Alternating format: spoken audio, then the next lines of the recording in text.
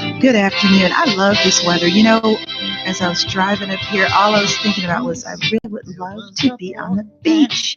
It is so beautiful outside. In fact, that's probably why I'm all alone because everyone else would rather be on the beach too. But I'm welcoming you to the show and glad that you're tuning in. Thank you so much for tuning in. Give me some hearts and show me some love and share, share, share, share, share. And welcome to the Voices of Change. My name is Jan and I'll be your host this evening. A big shout out to our partners, GV Entertainment, Oda Enterprises, and Gray Tech Service. The show today, we're going to talk about a topic that's been going back and forth for a long, long, long time. We're going to talk about legalizing marijuana. And only because in the state of Illinois, I think it's about to be a done deal. We're going to talk about that a little bit later. But every show, I start off with a scripture from today. It's from Jeremiah 29:11. And it goes, "For I know the plans I have for you, declares the Lord, plans to prosper you and not to harm you, plans to give you hope and a future." And that's what this show is going to focus on, hope and a future. We're going to be right back with the News You Can Use segment in just a moment. You're listening to The Voices of Change only on Intellectual Radio. There's no sign in the sky to follow, 'cause that's the way love goes. Baby, that's the way love goes. And so there's a rhyme that says life will soon be fine. Love is just what you make it. So keep on loving, so discover a mighty love. Sometimes makes a weak man strong. Oh, a mighty love. Sometimes makes a rich man weak and knock him off his feet. To have a mighty love, mighty, mighty, mighty, mighty, mighty, mighty love Jones coming down on me, baby. Hey, hey, I can feel the world getting brighter, brighter with your loving. For those just tuning in, you're listening to the Voices of Change on Intellectual Radio. I want to say a big hello to Willie Smith. Hey, Willie Smith, how are you doing? I'm looking so forward to getting started on that project. And I see Corliss is tuning in and looking at and viewing from Indiana. Hey, cuz, how you doing? I look forward to seeing you really soon. Romaine, I see you're also on. And I see Kenneth Miles, Mr. Miles. Hello, Mr. Miles. Thanks for tuning in. I want you guys to share, share, share, share, share. I see those hearts. Thank you so much for giving me the hearts. This segment is called the News You Can Use segment. And we're going to start off with the first story. Byron Allen, who brought the Weather Channel for $30 million last year, is no stranger to making this sort of history. As a teenager, he became the youngest comedian to ever appear on The Tonight Show, starring Johnny Carson. He went on to become the first African American to own 7 television networks, the first African American to own a 24-hour news organization, Weather Channel, and now is the first African American to be part of a $10 billion media acquisition. He is indeed a true groundbreaker. Friday, it was announced that Diamond Sports Group, a subsidiary of Sinclair, would be purchasing 21 regional sports networks plus Fox College Sports from Walt Disney Company, with Byron Allen slated to become an equity and content partner. Wow, he's just using that money and buying things up. How wonderful. Kim Kardashian is back in the news here. Last week, we talked about her because she's going to be going back to law school, or she's already in law school. Now she, with her dedication to justice, she's paying off. It's paying off for her. And she announced that she helped negotiate the release of yet another low-level drug offender from prison. Prior to her effort, the prisoner, who was only referred to as Jeffrey, had spent over 20 years behind bars for a low-level drug offense. Singer Keisha Cole confirmed that her and her partner, Nico Hale, are expecting a baby boy, which will be her second child. Congratulations to her. I haven't heard anything about the pending pregnancy or pending baby over in the UK with Meghan. So if she's had that baby, someone send me a note or something and let me know. I've been waiting to see if she's had it, but I don't think she's had it yet. Facebook said on Thursday that it has permanently banned several far-right and anti-Semitic figures and organizations, including our Nation of Islam leader, Louis Farragut, InfoWars host Alex Jones, Milo Yiannopoulos, and Laura Loomer for being dangerous, a sign that the social network is more aggressively enforcing its hate speech policies at a moment when bigoted violence is on the rise around the world. There's been a lot of feedback about this. In fact, on Friday, I don't know if everyone heard about it, but there was a blackout where people were to stay off Facebook from 8 o'clock Friday morning until 8 o'clock Saturday morning because people were really kind of ticked off that Louis Farrakhan was on the list. Um, a lot of people don't see him necessarily as spewing hate. They see him as spewing love and being an advocate for his own people. And they also felt that there's a lot of people that do advocate hate that are in high positions that aren't on this list. Interesting. It'll be something to watch. And I've been seeing probably more speeches and more posts from Farrakhan now that they've banned him than I've seen before when he wasn't banned because everyone's just putting things up. Out of Jackson, Mississippi, when Alicia James graduated last year, she was part of the first class to receive diplomas from a newly integrated high school created after a district was ordered to desegregate in the Mississippi Delta, according to a federal lawsuit. Now, James is alleging that Cleveland School District officials took away the chance for her to be salutatorian because they feared white flight. James sued the district and school officials in April. The lawsuit claims the honor of salutatorian, which traditionally goes to the graduate with the second best grades, went to a white student whose scores initially appeared to be lower than hers. Later, officials gave James a new grade transcript with a lower score. So, what they did basically, they stripped her of this honor and they changed her grades. I'm really glad she's suing. I'm glad she's suing. Let me read a few more of your comments. I see people are coming on. Desiree, I'm glad you're watching. And Van, I see you're watching. Mary Anderson, I see you're watching. Hey, Tiffany Thompson, I see you're also watching. Now, when I first came in today, me and the executive director of the station, the first thing we talked about was this story, which is John Singleton. I know everyone probably has opinions on it. And last week when we were talking about him, there were posts that he had passed and he hadn't passed then. Well, since then he has. And now they're talking about his will. John Singleton's will has been filed by his mother, Sheila Ward. The late director's last will and testament shows that his daughter, 26-year-old Justice Singleton, his oldest child, is the recipient of his estate valued at approximately $3.8 million. What's interesting about the situation is that Singleton wrote the will in 1993 when Justice was his only child. Since then, he's fathered 6 other children, so he has 7 children. Under California law, the 6 children born after the will was signed may have rights because they were not specifically excluded from the will. If the 6 kids didn't get anything from John under California law, they could make a strong case that the $3.8 million should be divided into 7 equal parts. In other words, each child would get a 7th. We assume the $3.8 million is not the full extent of his assets. He may well have a trust that disposes of other assets that are not included in the will. His full estate is valued at $35 million. By the way, if the other 6 children are provided for in the trust, they would probably lose their right to collect anything under the will. According to the documents, John's personal property is valued at $2.5 million. His real property is valued just shy of $1.3 million. Again, this doesn't include the other assets that may be handled separately in a trust. The document provides also that Sheila, the oldest child, will get custody of the minor children, of which there are 2. Fact is, though, if the biological mothers of the children have taken custody, this provision is certainly almost irrelevant. So we don't think she's going to get the 2 minor kids. That's interesting, though, because and you don't know how much of this is real or how much of it is hype. When you're looking at the different outlets and the different reportings on Singleton, it just seems like the family's kind of scrambling for his assets, and maybe they're not. Maybe they're just trying to close the book. So I don't want to assume. Teachers in Florida will be allowed to carry guns in the classroom after legislators passed a bill in response to the Parkland shooting. School districts across the state can now take part in a voluntary guardian program, which will arm teachers who pass a 144-hour training course. The idea was first floated after a former student armed with a semi-automatic rifle opened up at Stoneman Douglas High School in Parkland, killing 17 people and wounding 17 others. President Donald Trump and the NRA then argued An armed teacher could provide the best defense against a shooter bent on mass murder.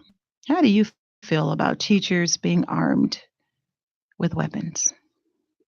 I think that's probably half a show in itself talking about that. Teachers armed with weapons.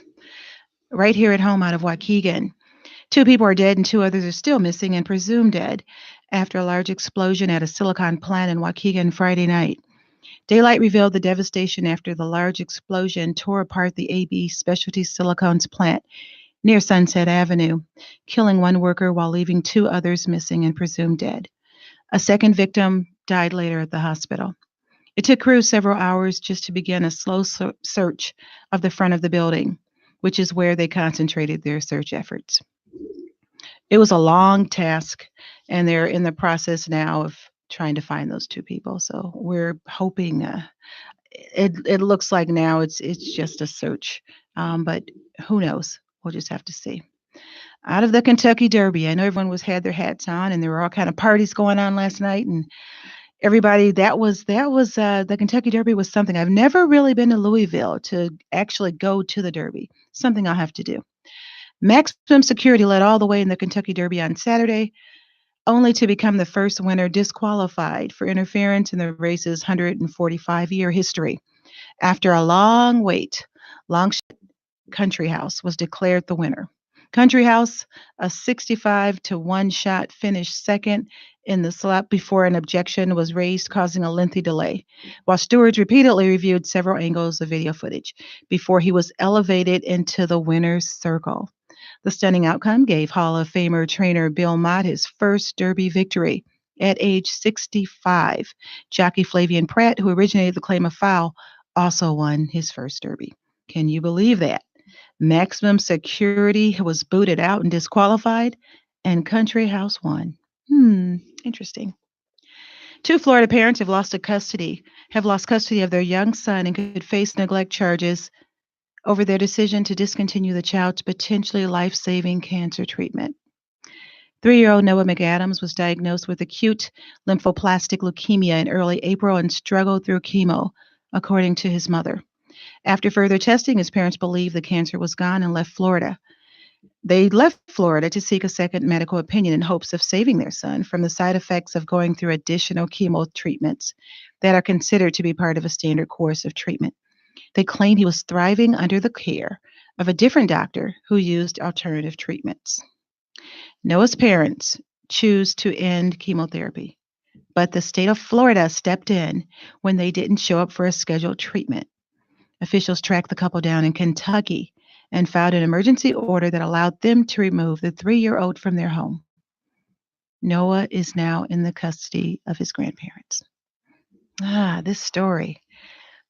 So these parents had a child 3 years old that had leukemia and went through the regular process and went through a round of chemo. And the mother and father said that his little body didn't take it too well and he was having a lot of side effects. So they went to another state to get a second opinion, found a doctor with alternative treatments. And according to the parents, the child was thriving and doing well. And that's when the state of Florida stepped in and took the child from the parents. I'll be watching this story. This is interesting. I'll be watching. Did not know about the Kentucky Derby. Hey, Marcus, I see. You did not know about the Kentucky Derby? Yes. And isn't that right next door to you? You're like in near Indy, Louisville. That's right next door to you. Yeah, I just heard about it. I thought it was kind of interesting. And yes, I am going to be going back and forth and interacting with you guys since I'm doing it solo. You guys are doing the show with me, so that's why I'm going back and forth. Makiba, I see that you're watching. I know you will probably have some things to talk about or comments to make when we talk about the topic of the evening. So stay tuned and share. Shamel, hey Shamel, I was hoping that you would be at the beach. I mean, if I weren't here, I'd probably be at the beach. I'm glad you're watching. But since one could watch on their phone or anywhere else, I'm glad you tuned in. Kiba, that's crazy. Medicine treatment should be parents' choice. Oh man, I'm just so surprised that the state of Florida, think about how many people are having treatments. So They're monitoring, checking people who miss their chemo treatments or who miss their doctor appointments or who miss whatever. Out of all the people in Florida, this story just rung a little. And because he did take the first round of chemo, he's only 3 years old. I imagine, you hear about adults having adverse effects toward chemo. If they wanted to check out a second doctor and get alternative treatment, it seems to me that that was reasonable. I'm not really understanding this one, why they did that, but we'll see. We'll be following this one. Former Cook County Assessor Tom Hines is being remembered as a dedicated public servant and a true gentleman. The 80-year-old died Saturday. Hines also served in the Illinois State Senate, eventually becoming Senate President. And this final story is what we're going to be talking about. And I know everyone's going to have opinions on it. I'm going to try to give the pros and cons of it. And I'm going to also give, of course, my opinion. And you can also give your opinion. And there's a couple more comments. No parents would want to see their child. Yeah, that's true.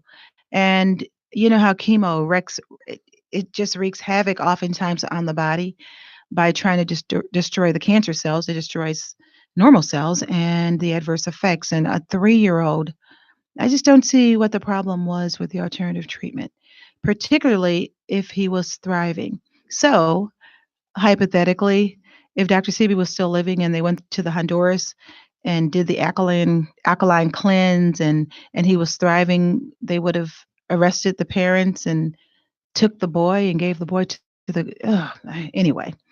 Sometimes those alternative treatments do work. Prime example, look at Magic Johnson. Anyway, this last story is the kickoff story to what we're going to talk about this evening, and it's about the state of Illinois, the great state of Illinois, and if it's being considered in Illinois, believe me, folks from neighboring states and folks from other states are going to probably be dealing with it also. Illinois Governor J.B. Pritzker said Saturday he's reached an agreement with key lawmakers on a plan to legalize recreational marijuana in the state starting next year.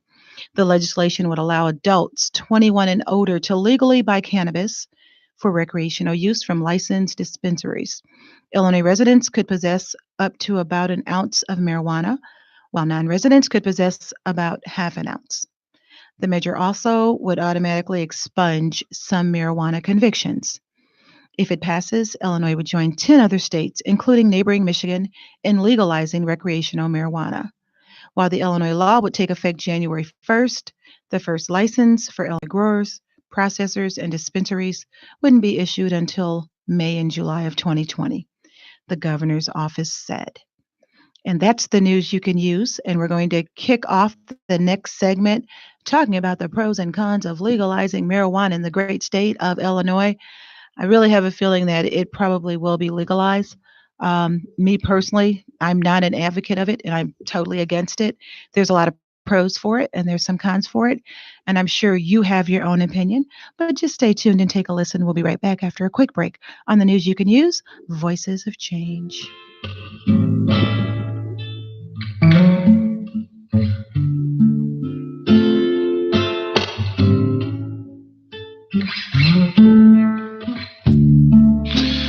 If I gave you my love, I tell you what I do. I'd expect a whole lot of love out of you.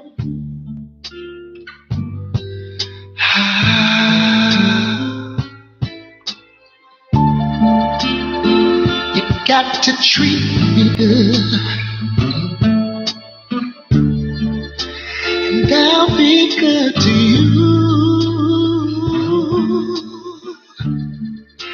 There's a whole lot of things you and I could do, baby.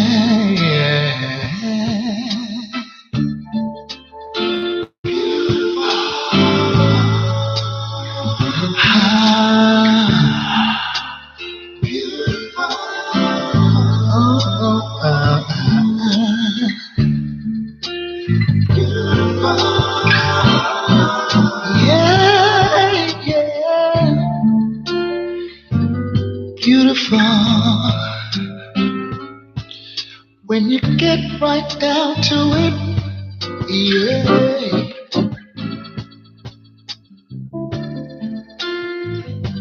you're beautiful. I wouldn't change one thing about you, yeah. Oh, 'cause you're beautiful.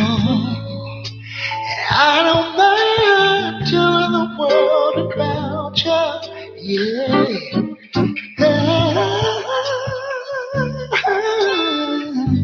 You're beautiful.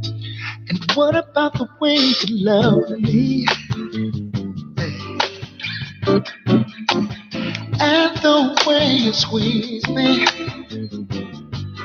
Oh, simply For those of you just tuning in, you're beautiful. listening to the Voices of Change on Intellectual Radio. Let me read a few comments before I get into our discussion this evening. Hey, Andrea. Hey, and I hear you're going to be working on the project with us. I'm so excited. Makiba. Yes, you're right. Same with chemo. They make money off of it. Oh my gosh. I know you've heard those stories about the doctors that have told patients that they have cancer and they actually don't have cancer. I mean this isn't something that doesn't hardly happen. It's happened several times. So yeah, it is a money maker. Just like doctors make money when they prescribe medications. You know, the average person now is on what 4 or 5 meds. They're making money by particularly when it's new medications. So yeah, that's true. Is everything about money? Is everything about that dollar? Okay, so we're going to talk about. We're going to start with because I'm against it. So we're going to start with the top 10 reasons why Black people should support marijuana legalization, even though I don't. But if you do, I have to give both sides of it. First of all, marijuana prohibition was always racist. During alcohol prohibition in the 1920s, marijuana became the drug of choice, especially in the early jazz clubs where Black and white citizens commingled. Then came Henry Anslinger, the head of the Federal Bureau of Narcotics, which would eventually become the DEA. In the 1930s, he used racism to promote the first ban on marijuana writing. It says, Reefa makes darkies think they're as good as white men. There are 100,000 total marijuana smokers in the U.S., and most are Negroes, Hispanic, Filipinos, and entertainers. This is continuing what he's saying. Their satanic music, jazz, and swing results from marijuana use. This marijuana causes white women to seek sexual relations with Negroes, entertainers, and others. They always put a racist spin to something. So, yeah, I get that. In 1937, Anslinger convinced Congress to pass the Marijuana Tax Act, prohibiting marijuana and officially beginning the war on drugs. This war escalated when President Richard Nixon used drug laws to target and silence blacks and anti war protesters. The Nixon campaign in 68 and the Nixon White House after that had two enemies the anti war left and black people by getting the public to associate the hippies with marijuana and blacks with heroin. Then what they did, they criminalized both heavily, and that disrupted our communities. They could arrest their leaders, raid their homes, break up their meetings, and vilify them night after night on the evening news. Does that sound familiar? Did they know we were lying? They were lying about drugs? Of course they did. The second point is we can use that money. We hope we can use it. We can use it if it's given to us. That's a big assumption. It says because the black unemployment rate is usually twice the rate for whites, yes. Because even when the income level and tax base is the same, the more black students a school has, the less funding it will receive. Think about what a company with 1 billion in revenue could do for employment. Imagine what an extra 200 million could do for school funding, scholarships, and community programs. Well, these are big assumptions, assuming location, where they're located, what area they're located in. They're normally not going to be located in the midst of an urban impoverished area, but anyway, we're going to say we could use that money. The third thing, fewer black people will end up in jail, you hope. Blacks use marijuana at about the same rate as whites, but are 3.73 times more likely to be arrested for marijuana. That's absolutely right, according to the American Civil Liberties Union. The fourth point, police will kill fewer black people, you hope. Police are more likely to use force against African Americans because they are more likely to stop or detain them. Maybe it's time to take marijuana off the table simply because it unnecessarily puts people of color in danger. You know, I'm starting to kind of that people of color. Tell me, if anyone, what do you think about that people of color phrase? You know how now we're just kind of commingling people of color. Doesn't it kind of dilute the conversation if we're talking about Black people, because when you're talking about people of color, that's a mix of everyone. So I'm going to just kind of nix that from here because I'm right now specifically talking about Black people. Take the case of Chad Robertson, who tried to flee police because he had a small amount of marijuana in his pocket and they shot him in the back. Or 24-year-old DeAndre Phillips ended up dead after an encounter with plainclothes cops who said he smelled marijuana coming from the car. Pot is often a contributing factor to police brutality because it gives officers the freedom to detain, arrest, and search people based on nothing but suspicion and the smell of weed, of course. The fifth one is stop and frisk is a marijuana arrest tool. Yeah, it is. The policy was never about guns or safety. An analysis of the New York City Police Department 2012 data revealed that cops used stop and frisk to recover 729 guns, but stopped 26,000 and arrested 5,000 people for marijuana possession. Blacks and Latinos were more likely to be stopped than whites, but less likely to be found with a weapon or drugs. Since a court ruled stop and frisk unconstitutional, the NYPD had replaced it with ramped up marijuana arrest, specifically targeting minorities. The sixth point, it criminalized Black kids. By 12th grade, both white and Black juveniles were found to have used marijuana at the same rate. But underage Black children were arrested for it at a higher rate than their white counterparts, even though pot is illegal everywhere for juveniles. If your children were going to buy weed, would you rather have them purchase it from a drug dealer or a legal dispensary? I would rather them not purchase it. The seventh one, the long term effects are dire. We've shown how marijuana laws are enforced unequally, but what are the effects of such disparities in enforcement? If Black children are arrested more often for marijuana, this is true, the long term effects are dire. Drug conviction could render a student ineligible for financial aid and could pop up during employee background checks, eliminating opportunities for employment. The disparities in sentencing affects the families of the people convicted, increases the number of parents taken away from their children, and trickles down into poverty and unemployment rates. That's absolutely right. Legalizing pot is not just a hot button political topic. It is a first step in dismantling the war on drugs that has wreaked havoc on the Black community for 80 years.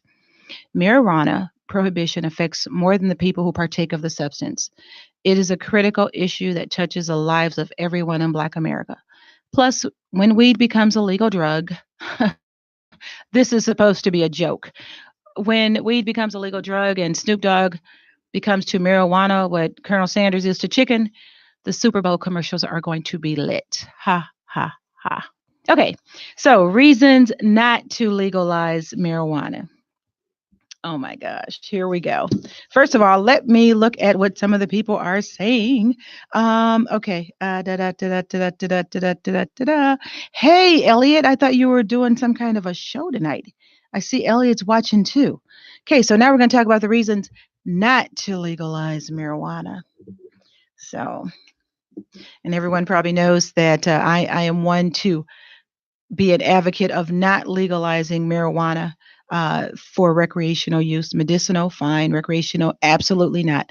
I do not support marijuana. I do not support psychological escapism. With an unemployment rate of, for young Black men ages 19 to 24 years old, that exceeds 45%. 45% of Black men in this area aren't in school and aren't working. So we're going to legalize marijuana. That's psychological escapism. People say that they're kind of worried about, this generation is a little bit different. Fast forward 20 years with marijuana being legal, and I do believe it will be legal. Fast forward 20 years with marijuana being legal, and everybody's just able to just, do what they want to do. Not that everyone will, but some people will be able to do what they want to do. If you think there's a problem with our food source, if you think that the food source is poisoning us, what do you think is going to happen with marijuana being within our community? Don't you ever think about back in the 1980s when they just literally dropped crack in urban America? Now, why was crack centralized with urban, in the urban areas? So don't you think that marijuana, that they could very easily put dirty marijuana in the urban areas? Not, okay, I know many of you say, okay, you're going on this conspiracy theory. Let me move forward. We know cigarettes and alcohol kill more than marijuana and hard drugs. Everyone says, everyone, it's a scare tactic with the marijuana. Cigarettes and alcohol do kill more than marijuana and hard drugs. But the objection that I have is mental health and political. Mental health, because we're in a place now that I haven't seen in my lifetime. We're in a place where we're going backwards. We're in a place where we're reversing. We're in a place where we don't need this psychological escapism through reefer, through herb, through skunk, whatever you want to call it. Oppressed, being oppressed and giving them marijuana. We don't have schools, we don't have banks, we don't have hospital. Now we're going to be able to just smoke weed all day. It's almost like a sedative. Okay, let's give them the weed so they can just be sedated. You would actually, in effect, just like they say there was a crack generation, and we know it wasn't everybody. It was just a subset of the population. But even with that, imagine a generation hooked on dirty marijuana. Imagine the impact that it'll have on the Black community. Imagine what they haven't even talked about, the impact that it has possibly on reproduction. Everybody knows that smoke is a carcinogen. I mean, cigarette smoke, when I was growing up, you saw cigarette commercials. You had who, the Camel Man, Virginia Slims, whatever. It was almost chic to go to a bar and have a cigarette. Now, now fast forward, you can't those are against the law. You can't even have any commercials on there because it has cancer causing agents in it. So you don't think marijuana does? If you think the food is killing us again, wait 20 years and see the impact of marijuana. We do not need Black people getting high, but we need us to collectively start getting it together. Now, I'm going to talk about when the crack was dumped because everyone says that, when I've talked about this dirty marijuana, that I'm a conspiracy person. I think everything is a conspiracy. Well, everybody remembers back when the CIA, for years during the 80s, were funneling crack cocaine in the Black community to fund the CIA backed Nicaraguan Contra army. Now, that is not something that you just hear from the Nation of Islam. That's something that is fact. The San Jose Mercury, which is a newspaper, reported this. According to a series of groundbreaking reports by the San Jose Mercury News, for the better part of a decade, the San Francisco Bay Area drug ring, comprised of CIA and U.S. Drug Enforcement Agency agents and informants, sold tons of cocaine to the Crips and Blood Street gangs of L.A. Millions of dollars in drug profits were then funneled to the Fuerza Democrática Nicaragüense, which is a Nicaraguan democratic force, the largest of several anti communists, commonly called the Contras. The 5,000 man FDN was created in mid 1981 and run by both American and Nicaraguan CIA agents. These actions by the CIA are the cause for the deaths and incarceration of a million of Blacks in America, not to mention the families that were broken because of these CIA actions. So, what makes you think they dumped it in the 80s? We're going to fast forward 20, 30 years. What makes you think they're not going to dump? What makes you think dirty marijuana won't be dumped in our communities? In Colorado, which made marijuana legal in November 2012, the latest results show that pot lining store shelves is much more potent than the weed of 30 years ago. For anyone who smelt the weed 30 years ago and smell the weed now, you know it's more potent. But the boost in power comes at a cost. Modern marijuana mostly lacks the components touted as beneficial by medical marijuana advocates, and it is often contaminated with fungi, pesticides, and heavy metals. Modern marijuana is often laced with these heavy metals and fungus. Medical and recreational marijuana use is increasingly being legal, but do you really know what you're smoking? Marijuana buds are often 2 to 3 times as potent as they were, 2 to 3 times as potent as they were 30 years ago. There's a stereotype. We all want to believe that we have this hippie mentality that leads people to assume that growers, people who grow this, are using natural cultivation methods and growing it organically. That's not necessarily the case at all. There were studies presented, and the results of the study was surprised at how strong most of today's marijuana has become. According to a study by the American Chemical Society in Denver, they tested more than 600 strands of marijuana from dozens of producers. Potency tests, the only ones Colorado currently requires, looked at tetrahydrocannabinol, cannabinol or THC, the psychoactive compound that produces a plant famous high. They found that modern weed contains THC levels of 18 to 30%. That is double to triple the levels that were common in buds from the 1980s. That's because growers have crossbred plants over the years to make it more potent. So if you think growers and dispensaries, if they're growing it and crossbreeding, what do you think people that are going to be doing it on the street are going to do? Let's look at some of the other negatives of marijuana. Marijuana, regardless of what people think, it is highly addictive. There's a reason marijuana is the most widely used illegal drug in the world. People can't stop using it once they start. Proponents of legalizing pot have tried to dismiss this argument. But clinical studies have proven that people who use marijuana several times a week found it almost impossible to quit. People who tried to stop smoking weed is reported feeling moody, tense, anxious, and unable to sleep. Marijuana can also ruin your future. There's a reason marijuana addicts are sometimes called potheads. The drug sucks the life out of people. Those who use it regularly are more likely to drop out of school, have accidents, quit jobs, lose interest in life, and feel generally demotivated. Some studies also have linked pot to suicidal thoughts. The National Institute on Drug Abuse notes that regular marijuana use can result in a 40% increased risk of psychosis, and the drug can also lead to schizophrenia, depression, and anxiety disorders. Marijuana can ruin your kids' lives. It should come as no surprise that marijuana use among American teenagers is rising at an alarming rate, just as efforts to decriminalize it are accelerating. There has been an 80% increase in marijuana use among teens since 2008. Do you want your children to make good grades in school?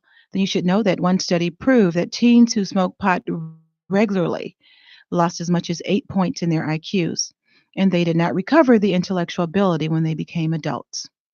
Marijuana has other serious health problems. The main ingredient in marijuana, THC, has a powerful effect on the brain. Initially, it creates in the user a sense of euphoria, the famous high. That includes bright colors, possibly hallucinations, and even laughter. But after the high comes a wave of anxiety, fear, and depression, and the memory can be affected permanently. But that's not all. Smoking pot causes a 20 to 100% increase in a smoker's heart rate. Some marijuana users are 5 times more likely to have a heart attack after they use it. Pot is not good for the lungs either. One study found that smoking one joint gives as much exposure to cancer causing chemicals as smoking 5 cigarettes. And you can't help but wonder how secondhand marijuana smoke will affect those of us who are breathing the nearby fumes. Another one that's probably important to a lot of you, marijuana can ruin your sex life. Proponents of legalizing marijuana push the idea that pot is an aphrodisiac, but science tells another story. Men who smoke pot regularly can experience impotence as well as infertility, and some studies have found a link between marijuana use and an aggressive form of testicular cancer in young men. Not to mention that pot causes really bad breath. Marijuana is definitely not sexy. I'd also like to mention that 7% of drivers involved in accidents tested positive for THC in a recent study. That's because smoking weed impairs motor skills, increase the risk of car crashes. So if marijuana use becomes legal and widespread after its legalization, we need to be concerned about an increased number of drugged drivers on our roads. Now, all of those health downsides. You probably have heard some things very similar when it comes to alcohol, because a lot of alcohol have some of the same effects. They have effects on the liver. They may have effects on the kidney. They definitely have effect on the heart rate, cirrhosis. I mean, you can go on down the line. Okay, so alcohol is already legal. You're going to compound it with the health effects that are negative of marijuana. One last thing, legalizing recreational marijuana is bad for public health. Much like big tobacco, the billion-dollar commercial marijuana industry cares more about making a profit than protecting public health. Makiba, you already said that, huh? Proponents argue that legalizing recreational marijuana reduces opiate abuse and overdose death. A recent article pointed to a 2015 white paper from the National Bureau of Economic Research suggesting that access to medical marijuana was associated with a 16% increase in opioid overdose deaths and a 28% reduction in opioid abuse treatment admissions. And so that sounds like a good thing. 16% reduction in overdose deaths of opiates and 28% reduction in treatment admissions. What the finding of the study don't show are the increase in traffic fatalities, hospitalizations, and marijuana related poisoning following the legalization of recreational marijuana. In Washington state, for example, the number of traffic deaths due to marijuana impaired drivers doubled in the year after recreational marijuana was legalized. In Colorado, the number of fatal accidents involving marijuana rose by 62% since its recreational use was legalized in 2012. Law enforcement officers can rely on breathalyzer tests to identify drunk drivers, but there's no equivalent for drug drivers, making it difficult to deter or punish them. A record number of states vote on marijuana public health questions remain. In Colorado, marijuana related hospitalizations have increased an average of 30% a year since legalization. Marijuana related poisoning also rose sharply in both Colorado and Washington. Just as secondhand tobacco smoke can harm individuals who don't smoke, marijuana can also harm non users. If the new law passed, they would authorize the promotion and sale of highly potent marijuana edibles, including candy, cookies, and soda. Advertisements for Pop Tarts, Hashi's Cup, and cannabis gummy bears will become as common as the soft drink promotions targeted at the youth market. No limits have been placed on the potency of these edible products. Such limits be written into proposed law in most of the states looking to legalize marijuana. Edible products have been known to have levels of THC, the stuff that makes you high, the active ingredient in marijuana, reaching as high as 95% compared to 20 to 30% generally found in marijuana plants. And I can go on and on and on. I think the bottom line is everybody probably has their own opinion on how they feel about this and how they feel about legalizing it. People are already some using marijuana. If it's legal, question for you. Do you think the usage will go up? Do you think people will be using it more? Do you think people will be smoking it more? I know with our neighboring states having it illegal, and I'm associated with the service industry, there's been times when people have walked past me and the scent is so strong it's stifling. Yeah, there are reasons that I'm not an advocate of legalizing marijuana for these obvious reasons, but more so for the reasons that right now our people are in a state where we don't need a legalized sedative. We don't need to be sedated, and I don't want to look forward 10, 20 years and see the impact of marijuana on our streets. And I definitely do believe that they would be more than likely to put dirty marijuana or to have dirty marijuana sold in our neighborhoods. But what about Illinois? Because in my opinion, I think Illinois is going to probably approve this. Let me read some of the comments too. Let me see how much time. Yeah, I got a little time. I'm going to read some of the comments. I got a comment from Miss Wanda that says, I don't smoke and I wouldn't start because it became legal, but my children, I'm more concerned about. I am too. Hey, Phyllis. Oh my gosh. This girl was one of the sharpest girls in college. I haven't talked to her in years, and I saw her on Facebook. I love Facebook for that. Hey, Phyllis, I'm glad you're watching. Brandon Bledsoe. Hey, Brandon, he's moving up the ladder. Every time I talk to him, he's getting promoted. Yvonne Young. Hey, I'm glad you're watching. Steve Cabill. You move around so much. I don't know what state you're even in. Kathleen Green, thank you so much for watching. Pam Beck. Hey, girl. And Pam is going to have to be on the show too. She just opened up a new business, and you're going to have to come on the show when you can and tell us all about the new business. But I personally think that it probably will get approved in Illinois. So knowing that and understanding that, there's some things that we're going to have to demand if it is approved in Illinois, which I think it probably will be. Well, it's critically important both for Black and brown entrepreneurs to gain equal access to the market and to address pension shortfalls, because that's what they're looking at, this revenue to fill. They want the marijuana revenue to fill the budget gaps and the backlog debt. So that's what they want it to fill. But even though that's what they want it to fill, and it will probably get approved, we have to look at, if it's going to get approved, we have to have it benefit us. While our elected officials may want to fast track this marijuana legislation to fix the pension crisis, Black communities, which have been disproportionately impacted by cannabis arrest and discriminatory sentencing practices nationally at a rate of 4-1 over white populations, 7-1 in Cook County, demand more from our public servants. We need legalization initiatives that address criminal justice reform and disparities in the cannabis marketplace while also reversing and repairing the most effects of the war on drugs upon communities. This February, Chicagoans in a number of these communities may have the opportunity to weigh in on how they feel such revenue should be used at the ballot.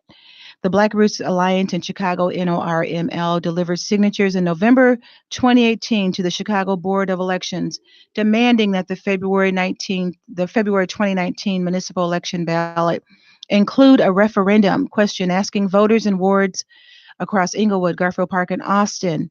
Specifically, it said, in the event that the use and sale of recreational marijuana is legalized in the state of Illinois, should the city of Chicago appropriate tax revenue to fund neighborhood reinvestment in low income, disenfranchised communities hit hard by the war on drugs? Heck yeah. If they're going to legalize it, it's going to have to benefit us. If lawmakers are serious about making sure the cannabis industry in Illinois is equitable and fair, they must include earmarks on the revenue from marijuana sales from the communities that have been hit the hardest by social inequities related to marijuana prohibition. Racial equity in cannabis legislation cannot simply come as lip service from politicians. It has to be a robust policy that's centered on the indemnity and inclusion of the communities who have suffered while marijuana was illegal. Plain and simple, this equity looks like people getting out of jail, expungements of records, people from low income communities gaining prioritized access to the market, and revenue growing towards high impact community programs that help clear hurdles to prosperity for low income communities. Legalizing marijuana is not just another revenue stream because its prohibition is streamed directly from racist policies. But Illinois now has the opportunity, if they're going to do this, to get it right and turn this moment into a stream of equity and justice, setting us apart as a truly progressive state. No, I don't agree with it. No, I don't want the legalization of it. No, I think it'll be harmful to our community. But if they're going to legalize it, which they probably will, it has to be racially equitable and it needs to benefit us. Just tell me what you think about it. Let me read some of your notes on it before I get off because it's just about time. Man, it went pretty quick. Hey, Kathy, I see that you're watching. Yep, that's another way to get revenue. You're absolutely right. So, this is going to be coming up. This is going to be something that's impacting our state. And for those that are tuning in from neighboring states, it'll sooner or later impact your state too. This is something that I want you to just do your research on and think about it. And just think about this generation and think about the impact that this may have on future generations and make your decision based on that. My time is up. I'll be back next week at 5 p.m. on the Voices of Change, only on Intellectual Radio. It's been a pleasure. Next time, I think I'm going to FaceTime and bring some of you in. And you guys have a great week. Talk to you soon.